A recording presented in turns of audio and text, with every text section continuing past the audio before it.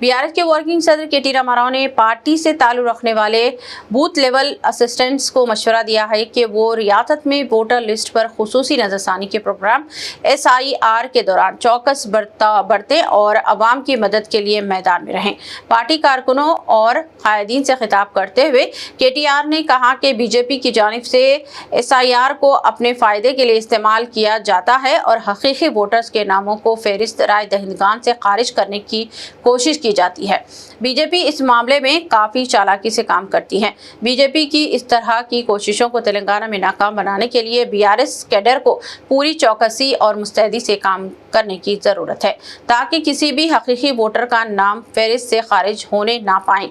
KTR ने BRS कारकुनों को हिदायत दी है कि वो SIR के नाकाम में अवाम की हर मुमकिन मदद करें और अवाम के दरमियान रहते हुए इनके नामों की शमूलियत को यकीनी बनाएं।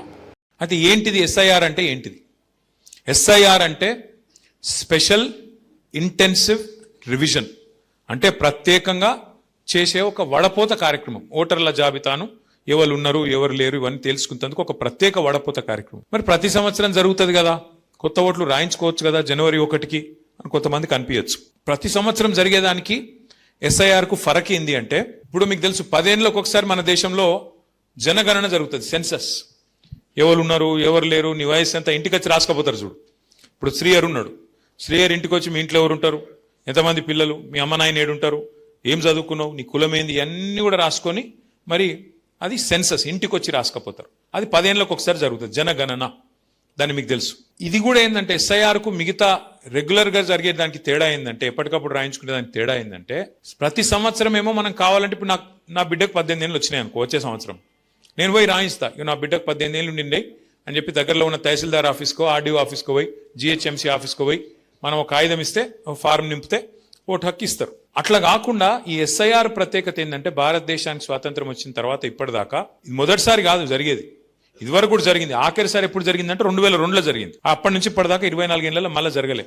SIR ప్రత్యేకత ఏంటంటే, ఎట్లయితే సెన్సస్ లో మీ ఇంటికి వచ్చి రాస్తారో SIR లో కూడా గట్లే మీ ఇంటికి వచ్చి అధికారులు మీ కుటుంబంలో ఎవరున్నారు, ఓట్లు ఉన్నాయా పోయినాయా, ఎవరైనా చచ్చిపోయినా, ఎవరైనా కొత్తగా పుట్టినరా, 18 ఏళ్ళు నిండినాయా లేవా, నువ్వు ఉన్న ఇంటికాడనే ఉన్నావా మారినవా, ఆ ఇదివరకు కిరాయి ఉన్న ఇంటికి వెళ్ళి ఇంకో ఇంటికి పోయినావా, కొత్త ఇల్లు కట్టుకున్నావా, వేరే కిరాయి ఇంటికి పోయినావా, ఇవన్నీ కూడా క్రోడీకరించే కార్యక్రమమే SIR. అందుకే ఏమనుకున్నామంటే మన పెద్దలు KCR గారి నాయకత్వంలో మరి మన రాష్ట్రంలో ఇటువంటి కథలు చేయనీయద్దు వీళ్ళను. ఎందుకంటే ఇక్కడ బీజేపీ లేదు, మన లేదు. ఆడుంది బీజేపీ ఈడ. ఏదో ఆ పార్లమెంట్ వచ్చినప్పుడు ఏదో గాడుపు ఆగమాగం గాడుపు తప్ప గాయగత్తర తప్ప కింద గ్రౌండ్లు ఏం లేదు. ఉత్తదే ఆ సోషల్ మీడియాలో ఎక్కువ, సొసైటీలో తక్కువ, వాళ్ళు బిల్డప్ తప్ప ఏముండదు.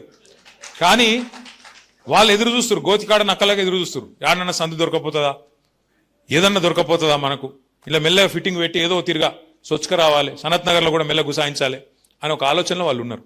దానికోసం ఏం చేస్తున్నారు, వాళ్ళ దగ్గర ఉండే అన్ని వ్యవస్థలను వాడుకునే ప్రయత్నం చేస్తున్నారు. మరి అది సాగనీయద్దు అంటే మనం ప్రతి బూత్ స్థాయిలో ఎవరైతే BLAsగా ఉన్నారో మనం గట్టిగా పనిచేయాలి.